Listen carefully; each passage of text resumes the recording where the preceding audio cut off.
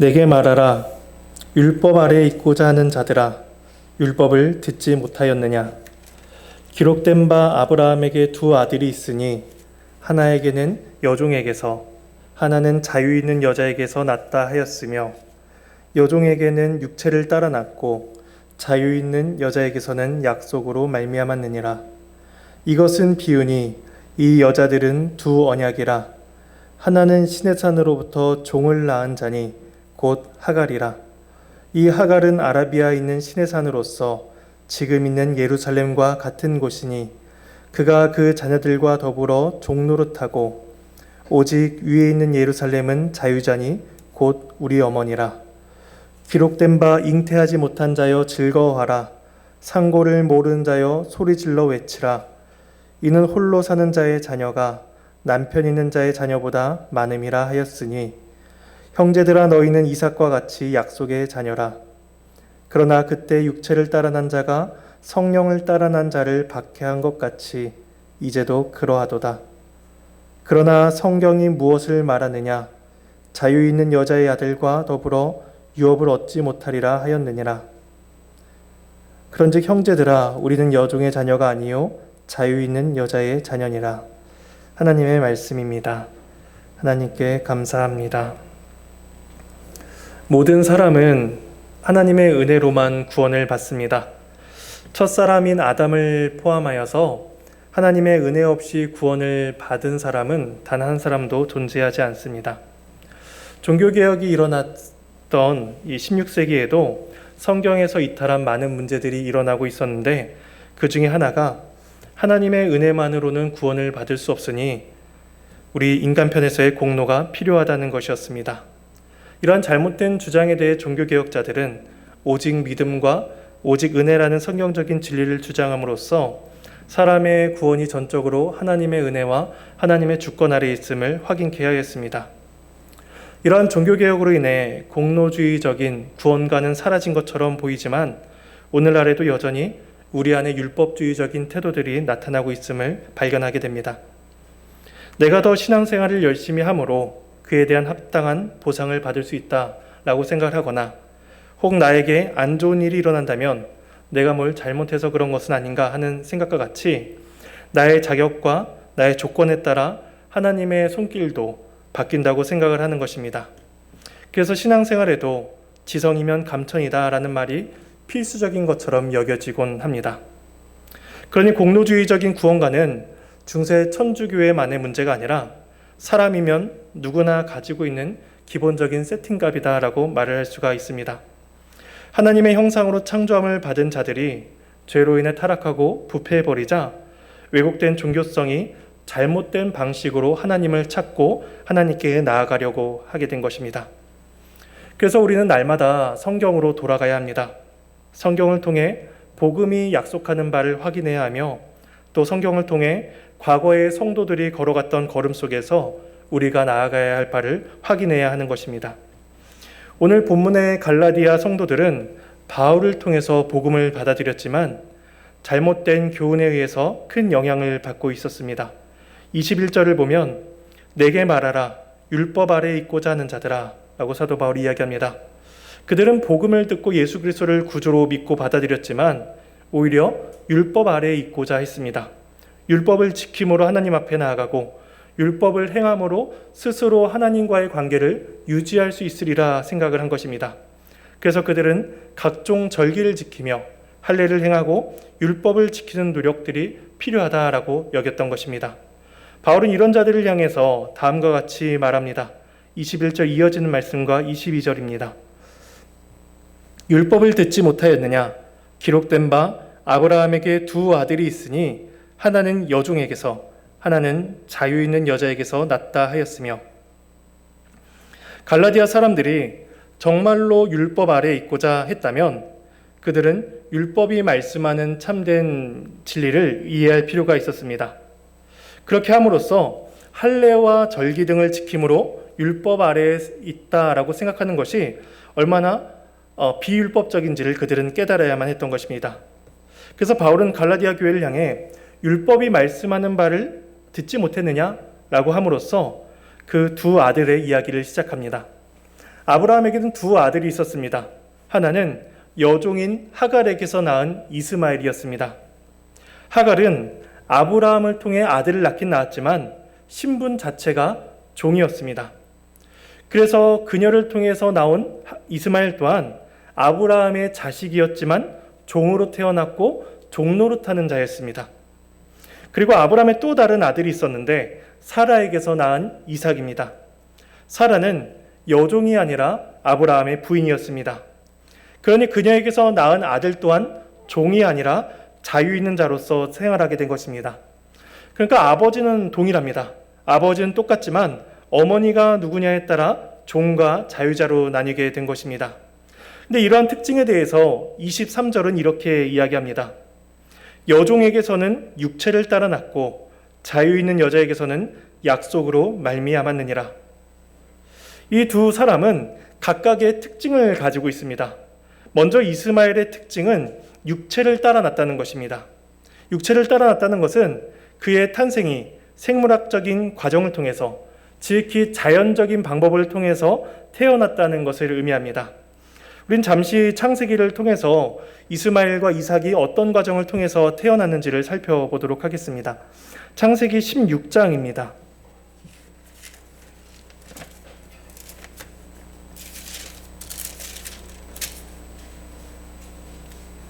창세기 16장 1절은 이렇게 시작을 합니다. 아브라함의 아내 사레는 출산하지 못하였고, 이것이 아브라함이 겪고 있는 문제였습니다. 앞서 하나님께서는 12장부터 아브라함을 갈대아 우르에서 부르셔서 약속을 주셨습니다. 내가 너로 큰 민족을 이루고 이름을 창대하게 하겠다라는 큰 약속을 주셨습니다. 그리고 15장에서는 아브라함과 언약을 맺으심으로써 하나님의 약속을 확증해 주셨습니다. 그런데 아브라함은 하나님의 약속이 이루어지고 있다는 그런 확신을 가질 수가 없었습니다. 왜냐하면 방금 읽었던 말씀처럼 아브라함의 아내 사레는 출산을 하지 못하고 있었기 때문입니다. 이때 아브라함의 나이가 85세였습니다. 아브라함은 생각하기를 지금쯤은 아들을 주셔야 하나님께서 하신 약속이 실현되고 있구나, 그렇게 확인할 수 있다고 생각했지만 아브라함과 사라 사이에는 아들이 없었습니다. 그래서 사라가 생각해낸 방법이 여종인 하갈을 통한 출산이었습니다. 1절과 2절 말씀입니다. 16장 1절 2절입니다. 아브라함의 아내는 출산하지 못하였고 그에게 한 여종이 있으니 애굽 사람이요 이름은 하갈이라. 사레가 아브라함에게 이르되 여호와께서 내 출산을 허락하지 아니하셨으니 원하건대 내 여종에게 들어가라. 내가 혹 그로 말미암아 자녀를 얻을까 하노라 하매 아브라함이 사레의 말을 들으니라. 그들은 앞서 15장에서 하나님의 언약을 확인했습니다. 그런데 약속은 받았지만 아들을 낳지 못하고 있었습니다. 그러자 그들은 육체적인 방법을 통해서 하나님의 약속을 이루려고 한 것입니다. 지극히 자연적인 방법, 인간적인 생각과 인간적인 방법으로 낳은 자가 바로 이스마엘인 것입니다. 그들은 그렇게 함으로써 불확실해 보이는 하나님의 약속을 성취하려고 했습니다. 그러니 이 이스마엘이 탄생하는 과정 속에는 어떠한 은혜도 없습니다. 하나님께서 하셨습니다 라고 할 만한 어떠한 기적이나 어떠한 은혜는 없고 오직 인간적인 노력과 육체적인 열심만이 가득할 뿐입니다. 하나님이 아니고서도 누구나 할 수 있는 방법, 아브라함과 사라가 아니고서도 누구나 할 수 있는 방법으로 출생한 자가 바로 이스마엘인 것입니다. 그들은 이 이스마엘을 통해서 하나님의 나라를 상속받을 수 있다고 생각했지만 그는 육체를 따라 난 자에 불과했습니다. 반면에 또 다른 아들인 이삭의 특징은 약속을 따라 났다는 것입니다. 이 말은 하나님의 전적인 주권과 하나님의 은혜에 의해서 그가 태어났다는 것을 의미합니다. 이삭의 출생 가운데는 어떠한 의미에서도 인간적인 노력이나 인간적인 행위에 공을 돌릴 수가 없었습니다. 실제로 아브라함과 사라는 아들을 낳을 것이다 라는 하나님의 약속을 받지 못했습니다. 믿지 못할 정도로 그들의 상황이 좋지 않았습니다. 그 창세기 17장 17절과 18절에는 이렇게 아브라함이 반응을 합니다. 아브라함이 엎드려 웃으며 마음속으로 이르되 100세 된 사람이 어찌 자식을 낳을까? 사라는 90세니 어찌 출산하리요 하고 아브라함이 이에 하나님께 아뢰되 이스마엘이나 하나님 앞에 살기를 원하나이다. 이스마엘을 낳은 지 벌써 13년 정도가 흘렀습니다. 여전히 자녀는 없었습니다. 하나님께서 네가 아들을 낳을 것이다 라고 말씀하셨을 때에 아브라함은 웃었습니다. 이 아브라함의 웃음은 자기도 모르게 터져나오는 헛웃음 혹은 실수와 같았습니다. 인간적인 방법으로는 도무지 불가능한 것을 말씀하고 계시니 자기도 모르게 웃음이 터져버린 것입니다. 그래서 아브라함은 약 10년 전에 낳았던 그 이스마엘, 여종인 하갈을 통해서 낳은 그 이스마엘에게나 복을 주시면 감사하겠습니다 라는 그러한 기도를 올려드립니다. 그러니까 아브라함은 인간적인 방법, 생각에 비추어 봤을 때 하나님의 약속을 신뢰하지 못하고 있었던 것입니다. 그는 여전히 눈에 보이는 그 이스마엘을 통해서 약속을 성취하는 것이 더 확실하다라고 그렇게 생각한 것입니다. 그런데 아브라함이 하나님의 약속을 듣고 웃은 것은 아브라함 한 사람뿐만이 아니었습니다. 그의 아내 사레도 동일한 반응을 보입니다. 창세기 18장 11절부터 15절까지의 말씀입니다. 아브라함과 사라는 나이가 많아 늙었고 사라에게는 여성의 생리가 끊어졌는지라. 사라가 속으로 웃고 이르되 내가 노쇠하였고 내 주인도 늙었으니 내게 무슨 즐거움이 있으리요. 여호와께서 아브라함에게 이르시되 사라가 왜 웃으며 이르기를 내가 늙었거늘 어떻게 아들을 낳으리요 하느냐. 여호와께 능하지 못한 일이 있겠느냐. 기한이 이를 때에 내가 내게로 돌아오리니 사라에게 아들이 있으리라. 사라가 두려워하여 부인하여 이르되 내가 웃지 아니하였나이다 이르시되 아니라 네가 웃었느니라. 사라의 반응은 지극히 이성적이고 지극히 합리적인 반응이었습니다. 자신이 더 이상 자녀를 출생할 수 없는 육체적인 제한을 갖게 되었음을 그녀가 알고 있었기 때문입니다. 아브라함과 사라가 이 아들의 약속을 받은 것은 그들이 이제 100세 또 90세가 되었을 때입니다. 이때 아브라함의 나이가 100세인데 오늘날의 100세보다는 강건했다고 보더라도 이미 그들은 나이가 들어 노쇠하였고 특별히 사라는 경수가 끊어졌다라고 함으로써 자녀를 낳는 것이 도무지 불가능하다는 것을 확실하게 못 받듯이 이렇게 말씀을 합니다. 그런 상태에서 하나님께서 자녀에 대한 약속을 주고 계시니 사라 또한 하나님의 약속을 듣고 웃음이 터져나올 수밖에 없었던 것입니다. 그러니까 그들의 헛웃음은 하나님의 약속에 대한 믿음 없음이며 불신이었고 또 그 언약을 받을 만한 자격이 아브라함과 사라에게는 없다는 것을 보여주는 태도인 것입니다. 그런데 하나님께서는 그들의 믿음 없음 또 인간적인 불가능성을 넘어서 그들에게 이삭을 허락하십니다. 창세기 21장 5절과 6절에 아브라함이 그의 아들 이삭이 그에게 태어날 때에 100세라. 사라가 이르되 하나님이 나를 웃게 하시니 듣는 자가 다 나와 함께 웃으리로다. 이삭이란 이름의 뜻은 웃음입니다. 이 웃음은 아브라함이 인생의 의미와 또 가치 또 그가 소망으로 두었던 하나님 나라가 이제 후사가 없음으로 인해서 완전히 그 불씨가 사그라드는 듯한 그때에도 하나님께서 그 크신 능력과 신실하심에 의해서 그 언약을 성취해 가고 계시다는 사실을 확인하는 데에서 오는 기쁨이었습니다. 그래서 하나님께서는 앞서서 아브라함과 사라에게서 나타났던 그 웃음, 그것을 바꾸셔서 언약적 성취의 기쁨으로 나타나게 하셨습니다. 아브라함과 사라의 믿음은 완전한 믿음이 아니었습니다. 흔들리고 부족한 믿음이었습니다. 그리고 인간적인 방법으로는 전혀 불가능한 것이었습니다. 그런데도 하나님께서는 그들에게 은혜를 베푸사 아들인 이삭을 주신 것입니다. 그 다음 바울이 오늘 본문에서 이스마엘과 이삭을 이야기하고 있는 까닭은 무엇일까요? 오늘 본문 24절입니다. 이것은 비유니 이 여자들은 두 언약이라. 바울은 자신이 하고 있는 이 이야기를 비유라고 이야기합니다.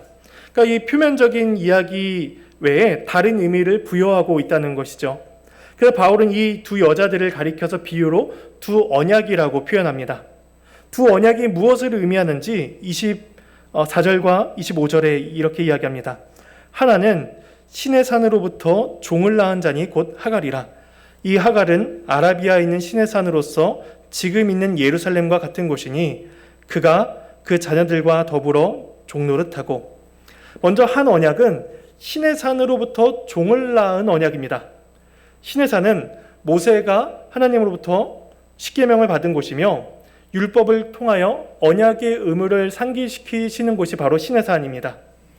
그래서 하갈로 상징되는 이 언약은 모세의 율법의 언약을 가리킵니다.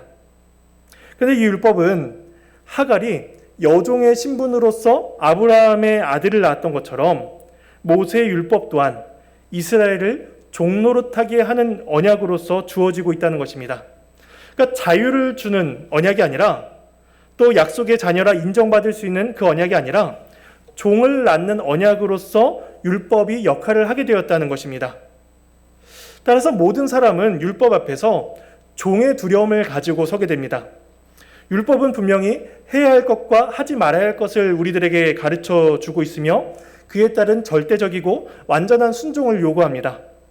근데 그 율법은 그 순종을 요구하고 있지만 그 명령을 지킬 만한 능력을 우리에게는 주지 않기 때문에 우리는 그 율법 앞에 늘 두려움으로 서게 됩니다.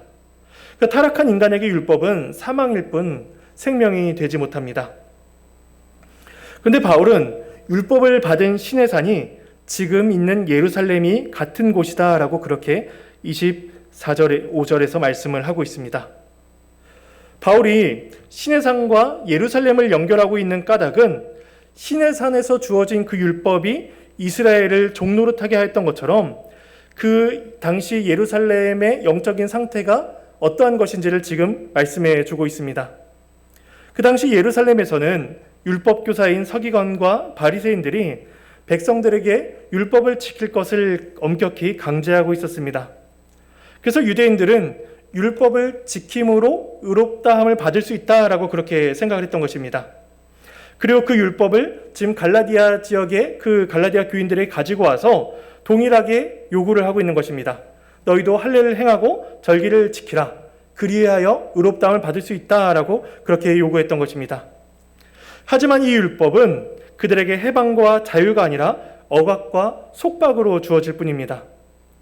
율법주의를 추구하는 유대인들은 자신들이 아브라함의 자녀이다 라고 그렇게 자랑하고 있었지만 실상은 아브라함의 자유하는 아들이 아니라 종노릇하는 아들에 불과했던 것입니다.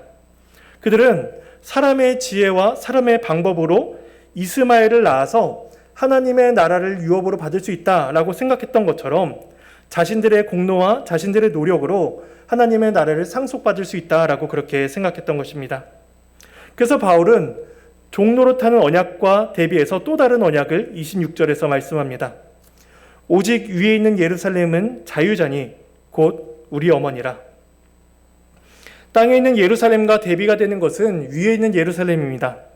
종인 하갈과 대비되는 자는 주인인 사라입니다. 이 사라가 자유자요 곧 우리의 어머니라고 불립니다. 시내산과 땅에 있는 예루살렘은 율법을 가리키고 있다면 하늘에 있는 예루살렘은 복음을 가리킵니다. 그리스도의 복음이 우리를 자유자로 만들어주며 성령 하나님께서 우리를 하나님의 자녀로 낳아주시기 때문입니다. 그래서 바울은 이 사실을 논증하기 위해서 27절에서 이사야 54장 1절 말씀을 인용하고 있습니다. 27절 말씀입니다. 기록된 바 잉태하지 못한 자여 즐거워하라. 산고를 모르는 자여 소리질러 외치라. 이는 홀로 사는 자의 자녀가 남편 있는 자의 자녀보다 많음이라 했으니. 이사야의 이 말씀은 바벨론 포로로 끌려갔던 이스라엘의 상황을 묘사하고 있습니다. 이스라엘은 죄로 인해 남편이신 하나님과 분리가 되었고 더 이상 자녀를 낳을 수 없는 잉태할 수 없는 자와 같았습니다. 생육하고 번성하며 하늘의 별과 같이 너희 자손이 많아질 것이다 라고 했던 아브라함의 언약은 이 바벨론 포로기를 지내면서 아무런 소망이 없어 보였습니다. 근데 하나님께서는 그 약속을 주시기를 하나님께서 긍휼을 베푸실 그 날이 오게 된다면 홀로 살아 자녀를 낳을 수 없었던 그 여인들이 더 많은 자녀를 낳게 되는 역전의 현상이 일어나게 될 것임을 그렇게 선포하고 있는 것입니다. 바울은 이 이사야서의 말씀을 오늘 본문으로 가져와서 적용을 합니다. 죄의 포로로 있던 그들을 해방시키시는 하나님의 은혜의 때가 이를 것이라는 것이죠. 그리고 이 약속은 하갈이 아니라 사라에게 임한 방식으로 성취되고 있음을 기억하라고 합니다. 하갈이 낳은 아이는 자연적인 방법으로 지극히 인간적인 방법으로 태어난 자녀였습니다. 이스마엘이 태어났을 때의 아브라함과 사라는 이제 하나님의 언약을 성취할 수가 있겠구나, 하나님의 약속을 받을 수 있겠구나라고 생각했습니다. 그런데 약속의 자녀는 이스마엘이 아니라 이삭이었습니다. 이삭은 기적적으로 태어난 자녀였습니다. 사람으로서는 더 이상 방법이 없다고 여기면서 헛웃음을 날리던 그들에게 하나님께서 하나님의 방법으로 주신 자가 이삭이었습니다. 하나님께서 이스라엘을 회복시키시는 것은 이와 같은 기적적인 일로서 이루어진다는 것입니다. 이스라엘의 방법이나 이스라엘의 공로나 이스라엘의 행위가 아니라 하나님의 방법으로 이루어진다는 것이죠. 이것이 두 번째 언약이 우리에게 주시는 은혜인 것입니다.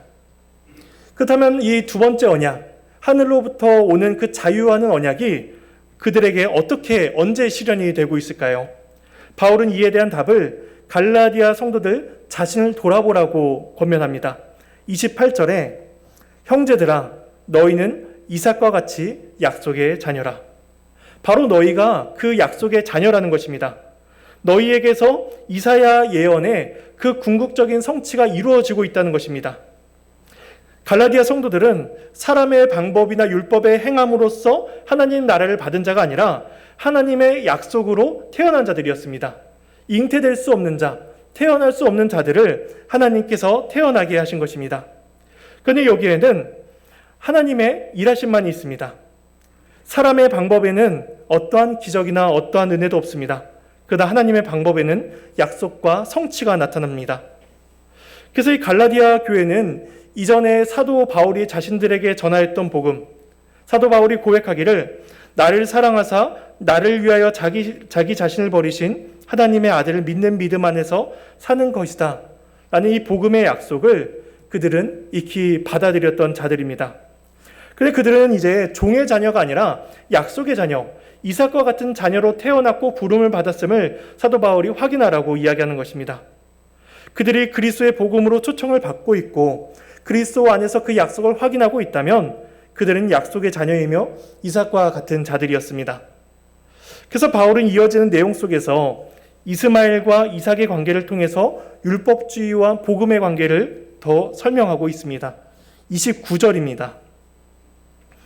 그러나 그때의 육체를 따르는 자가 성령을 따르는 자를 박해한 것 같이 이제도 그러하도다. 이스마엘이 이삭을 박해했습니다. 그런데 이스마엘이 이삭을 박해한 것은 단순히 이복 형이 이복 동생을 괴롭히는 것을 의미하지 않습니다. 이스마엘은 자기 자신이 아니라 이삭에게서 하나님의 언약이 성취되고 있음을 확인했습니다. 이스마엘은 자기 자신에게서 그 상속자의 지위가 주어지고 있는 것이 아니라 그 어린 이삭에게서 주어지고 있다는 것을 발견했습니다. 그래서 이스마엘이 이삭을 박해했다는 것은 상속자, 하나님 나라의 상속자인 이삭의 지위를 부정하고 도전하는 것이다 라고 그렇게 말할 수가 있는 것이죠. 그래서 이스마엘은 하나님께서 일하시는 것을 나는 받아들일 수 없다라는 태도로서 그 이삭을 박해했던 것입니다. 그런데 이러한 일이 지금 갈라디아 교회 안에서도 일어나고 있다는 것입니다. 율법주의자들이 갈라디아 교회를 박해합니다. 그들은 율법을 행함으로써 하나님의 나라를 상속받을 수 있다라고 그렇게 가르치면서 갈라디아 성도들이 받은 자녀의 신분을 부정하고 왜곡하였습니다. 그들이 사도 바울로부터 받은 예수 그리스도의 복음이 잘못되었다라고 그렇게 박해하였던 것이죠. 그 바울은 그런 거짓 교사들, 율법주의자들을 향해서 육체를 따르는 자다라고 그렇게 표현하고 갈라디아 교회를 향해서는 성령을 따르는 자다라고 표현을 합니다. 약속의 상속자는 육체의 방식이 아니라 성령을 따르는 자에게 주어진다는 것입니다. 그래서 바울은 율법주의자들의 잘못된 가르침과 그 회유 속에서 이제 갈라디아 교인들이 어떻게 해야 될지 한 가지 적용점을 가르쳐 줍니다. 30절입니다. 그러나 성경이 무엇을 말하느냐? 여종과 그 아들을 내쫓으라. 여종의 아들이 자유 있는 여자애들과 더불어 유업을 얻지 못하리라 하였느니라. 갈라디아 교회에 필요한 한 가지 유일한 적용점은 그 율법주의적 사상을 교회 안에서 내쫓으라는 것이었습니다. 그들은 아브라함이 자신의 아들 이스마엘을 내쫓았던 것을 배워야 했습니다. 아브라함은 이스마엘도 자신의 아들이었기 때문에 그 아들을 처음에 내쫓는 것을 굉장히 쉽게 내어쫓지 못했습니다. 근데 하나님께서는 사라의 말을 듣고 그대로 행하라, 이스마엘을 쫓아내라 라고 그렇게 명령하셨습니다. 그렇게 함으로써 누가 참된 상속자인지를 그렇게 드러내 보이셨습니다. 하나님의 나라는 이스마엘이 아니라 육체의 방식이 아니라 이삭, 약속을 따라난 자에게 주어진다는 것을 그렇게 확인시켜 주신 것입니다. 우리가 보기에 율법주의도 꽤 괜찮은 상속자처럼 비춰집니다. 율법주의는 경건해 보입니다. 열심히 있어 보이고 또 충분한 자격이 있어 보입니다. 반면에 하나님의 약속은 그 이루어지는 가능성이 굉장히 희박해 보일 때가 있습니다. 100세의 나이에 아들을 낳는 것이 불가능하다라고 여겨졌던 것처럼 나에게는 하나님의 약속을 받을 만한 가능성이 지극히 작아 보입니다. 하나님의 약속을 믿기는 믿지만 나의 현실을 보자면 하나님의 일하심을 기다리기보다 사람의 방법을 의지하는 것이 더 확실하고 더 분명해 보입니다. 근데 성경은 분명하게 말씀을 합니다. 여종과 그 아들을 내쫓으라. 여종의 아들이 자유 있는 여자의 아들과 더불어 유업을 얻지 못한다는 것입니다. 율법주의는 아무리 훌륭해 보이고 아무리 경건해 보인다고 할지라도 하나님 나라를 유업으로 받지 못합니다. 우리가 옛날에 주일학교에서 불렀던 찬양의 가사처럼 하나님 나라는 돈으로도 못 가는 나라입니다. 힘이나 지식이나 선함이나 율법의 어떤 행함으로도 갈 수 없는 나라가 바로 하나님 나라인 것입니다. 그러면 오늘 본문은 하나님 나라를 약속으로 상속받는 우리에게도 동일한 권면을 주고 있습니다. 바로 육체를 따르는 자를 내쫓으라는 것입니다.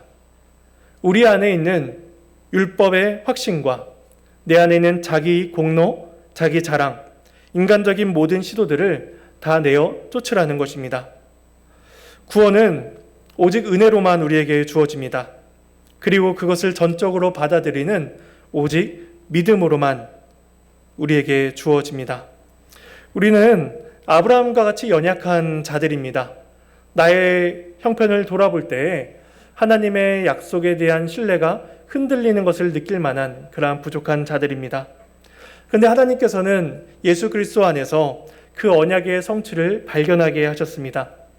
또한 성령 하나님의 도우심 가운데 우리가 그 나라의 상속자로서 흔들리지 아니하고 굳게 설 수 있도록 하셨습니다. 그래서 사도 바울 또한 이 사실을 확인시켜 주면서 오늘 갈라디아 교인들을 향한 말씀을 마치고 있습니다. 31절 말씀입니다. 그런즉 형제들아 우리는 여종의 자녀가 아니요 자유 있는 여자의 자녀니라. 우리를 자유 있는 여자의 자녀, 또 하나님 나라의 상속자로 삼으시는 하나님의 은혜만을 우리가 의지하며 살아가야만 할 것입니다. 그래서 우리는 육체를 따라난 자가 아니라 약속을 따라난 자임을 확인하며 그 나라를 유업으로 받는 그러한 복된 자들이 되어야 될 것입니다. 그러한 복된 삶을 살아가는 저와 여러분이 되기를 간절히 소망합니다. 우리 함께 찬양하시겠습니다.